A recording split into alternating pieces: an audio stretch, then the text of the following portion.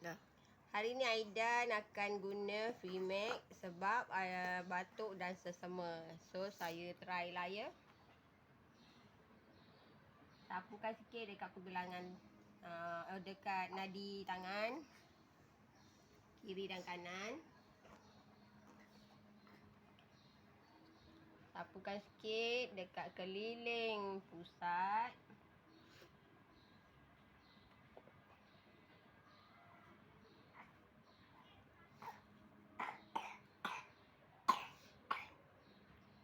Sapukan sikit bahagian dada dia.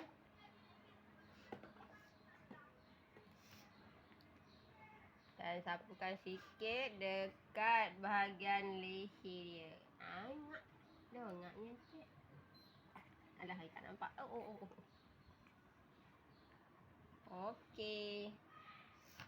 So, selain untuk kecantikan, VMAX boleh juga kita gunakan untuk pada yang kita mengalami macam ketidakselesaan pada badan lah. Okey, terima kasih.